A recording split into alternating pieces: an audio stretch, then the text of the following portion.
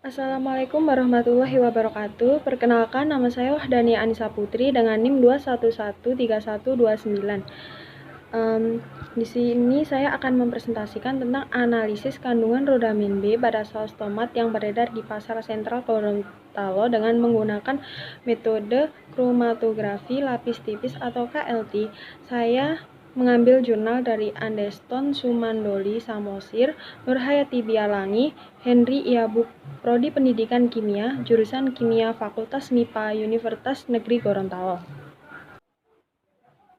Alat-alat yang digunakan dalam penelitian ini adalah statif klem, corong pisah, gelas ukur 10 mili dan 50 mili, pipet tetes, penangas air, batang pengaduk, lampu UV, kertas saring, gelas kimia 50 mili, chamber, raca analitik, plat KLT, Erlenmeyer 250 mili, dan pipa kapiler. Bahan yang digunakan dalam penelitian ini adalah saus tomat rodamin B standar, NaOH 10% dan 0,5%, asam asetat 10%, metanol, N-butanol, aquades, silika gel, benang wol, etil asetat, amonia 2% dan etanol 70% dan amonia 10% dalam etanol 70%.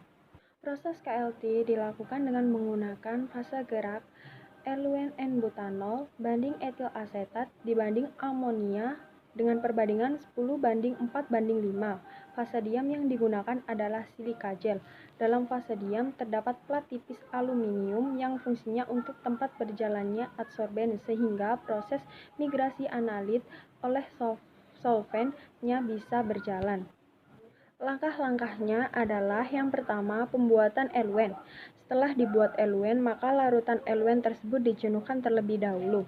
Yang bertujuan untuk penjenuhan adalah untuk memastikan partikel fase gerak terdistribusi merata pada seluruh bagian chamber, sehingga proses pergerakan spot di atas fase diam oleh fase gerak berlangsung optimal. Dengan kata lain, penjenuhan digunakan untuk mengoptimalkan naiknya eluen. Yang kedua, selama proses penjenuhan dilakukan persiapan fase diam. Plat aluminium yang digunakan 9,8 kali 6,9 cm. Plat tersebut diberikan batas atas 0,3 cm dan bawah 0,5 cm. Fungsinya sebagai penanda jarak tempuh eluen. Batas bawah plat dibuat sedemikian rupa sehingga tidak terendam oleh eluen. Yang ketiga, setelah itu dilakukan penotolan larutan baku dan sampel ditotolkan menggunakan pipa kapiler. Tujuannya yaitu supaya penotolan kecil karena dalam KLT penotolan yang baik diusahakan sekecil mungkin untuk menghindari pelebaran noda dan jika sampel yang digunakan akan terlalu banyak akan menurunkan resolusi. Pelebaran noda dapat mengganggu nilai RF karena memungkinkan terjadinya himpitan puncak. Yang keempat, selanjutnya penotolan dilakukan pada garis bawah yang telah dibuat, kemudian dibiarkan beberapa saat hingga mengering. Yang kelima, lalu plat dimasukkan dengan hati-hati ke dalam chamber tertutup yang berisi eluen dengan posisi fase gerak berada di bawah garis KLT. Ini menggunakan metode ascending atau naik. Kemudian fase gerak perlahan bergerak naik.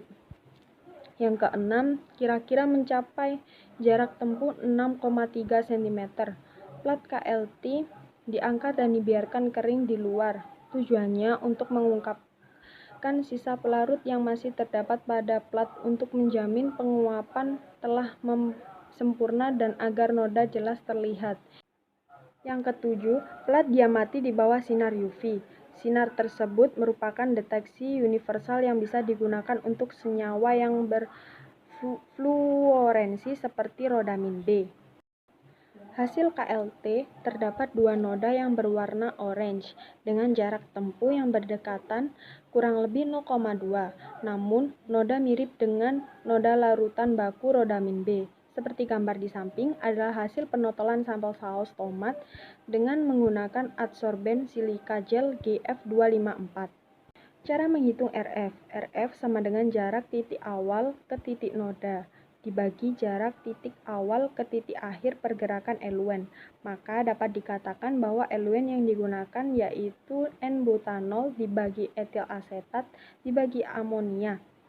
Perbandingannya adalah 10:4:5 yang digunakan untuk menganalisa sampel saus tomat. Hal ini terbukti pada pengujian dengan menggunakan eluen tersebut mampu menghasilkan pemisahan yang baik karena nilai RF yang dihasilkan oleh eluen tersebut masih masuk.